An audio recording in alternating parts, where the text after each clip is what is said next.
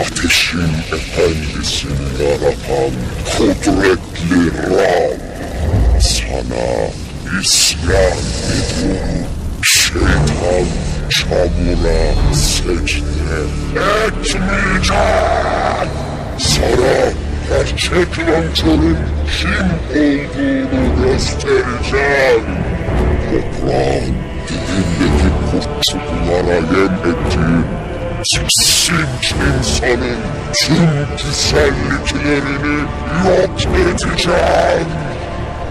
Üzerine yemin olsun ki Rab, onlara sağından solundan saldıracağım ve birbirlerine düşman edeceğim.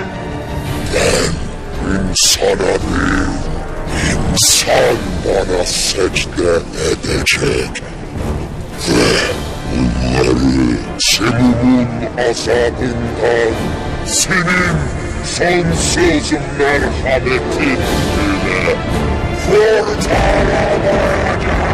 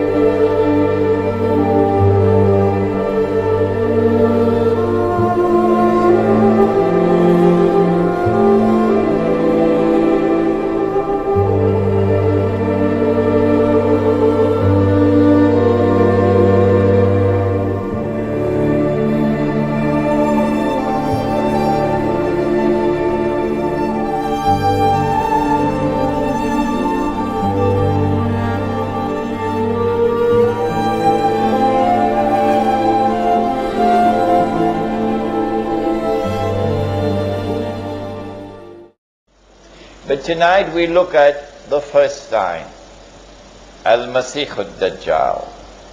Let us begin with definition. Dajjal is a being, a wujud. Dajjal was created by Allah subhanahu wa ta'ala. He created him in his wisdom.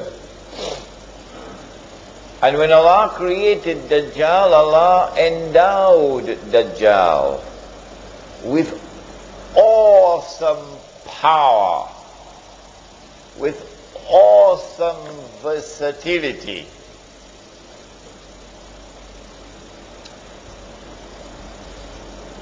And Dajjal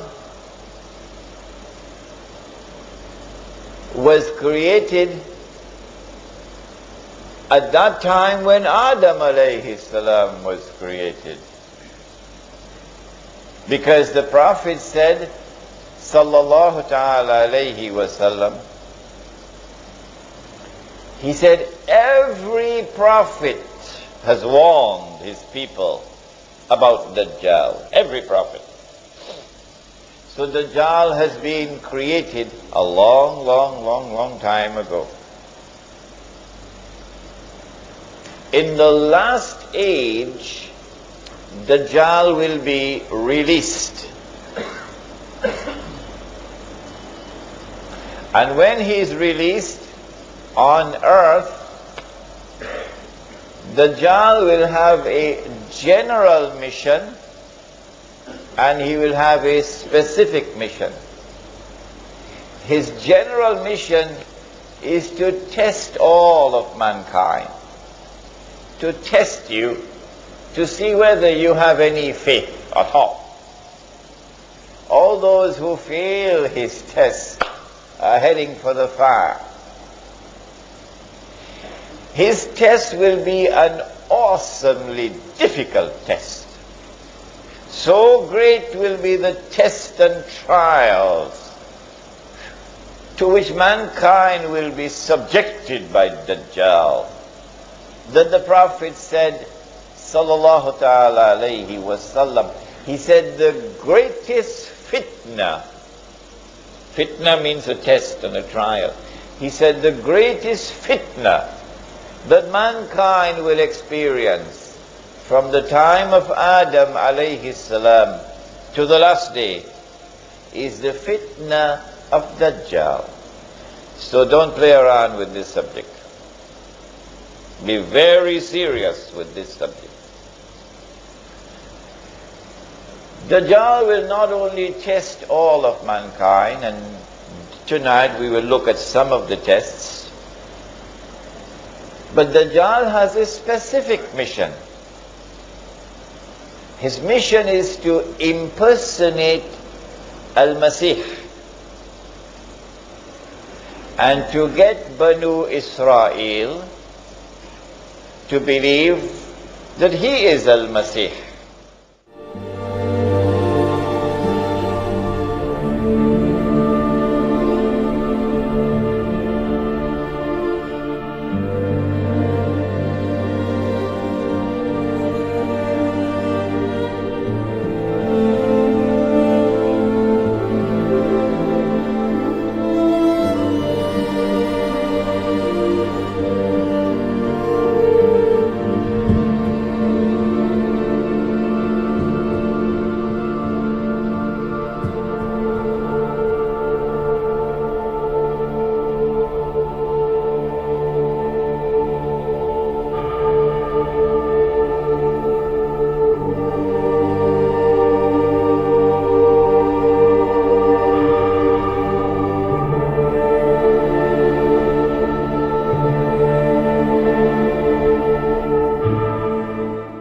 Fortunately for us, we have the answer.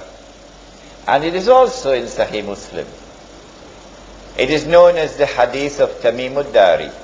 Listen to it carefully now. Tamim ad-Dari was a Christian who took the Shahada, became a Muslim in Medina. He came to the Prophet ﷺ and narrated an experience which he had. The Prophet ﷺ, after the Salat in the masjid, asked the people, sit down, sit down. I have something to tell you. Tamim ad-Dari has come to me and told me something about Dajjal which confirms what I have been saying to you. So we know that what is contained in this story is true. What did Tamim ad-Dari experience? He said that he and some 40 of his companions went on board a ship. So you need water, eh? So they have to go in some place where you can travel with a ship, a sea or an ocean. And when they went on board the ship, a storm came, and the storm blew the ship for 40 days for a whole month, sorry, not 40 days. The storm blew the ship for a whole month before they reached land. Now, if you are on the western side of Arabia, which is Hijaz, and you get on board a ship, there are only two seas on which you can travel. One is the Mediterranean Sea, and the other is the Red Sea. Only these two.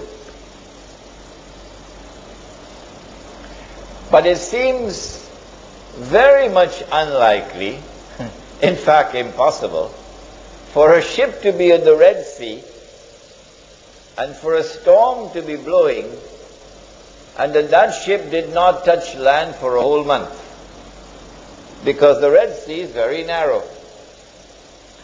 And so I have chosen to eliminate the Red Sea, and I have chosen to remain with only the Mediterranean Sea. After they reached land, then they got off the ship onto a boat and they went, and it was an island. And on the island they saw a strange beast. It was very hairy, so much hair, that you could hardly distinguish the head from the tail. So this beast is concealing its identity. And the beast spoke and said that I am what? I am? Are you guessing now? I am Jassas. Jassas means a spy. A spy. So this is number one, an island about 1 month's journey from the western side of Arabia. Number two, this is an island which conceals its true identity. Number three, this is an island of those who have PhDs in spying, in espionage, in intelligence work.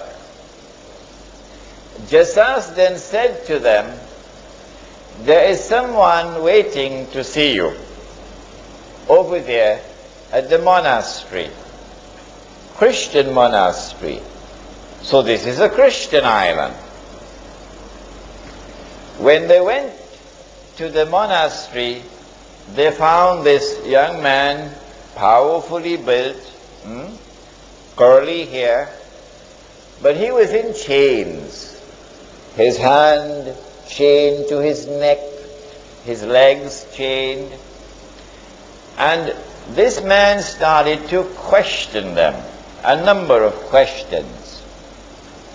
The Nabi al-Ummi, has he arrived in Medina? Nabi al-Ummi means, it doesn't mean the Nabi who cannot read and write. No. It means the Nabi who is not a Jew. The Nabi who is Gentile. Has he arrived in Medina? Yes, he has. Are the people accepting him? Some are accepting, some are not. This man then says, it will be to their benefit if they will follow him. A very important statement. Then he asked, the date plantations of a particular area, is the crop still coming out in abundance? They said yes. He said, I don't think it'll last for long. And then he asked, Buhayratu Tabariya, that's the Arabic name. The English name is the Sea of Galilee. The Jews call it Lake Kinneret. It is the largest sea in the Holy Land. It is from the Sea of Galilee that whole of the Holy Land gets water. The Sea of Galilee. He said, is there any water in the Sea of Galilee? They said, yes, plenty water. He said, I don't think it's going to last for long. And then he said, I am Dajjal. I am Dajjal. And when I am released, I'm going to enter every single town and city. But notice, he didn't say kampung.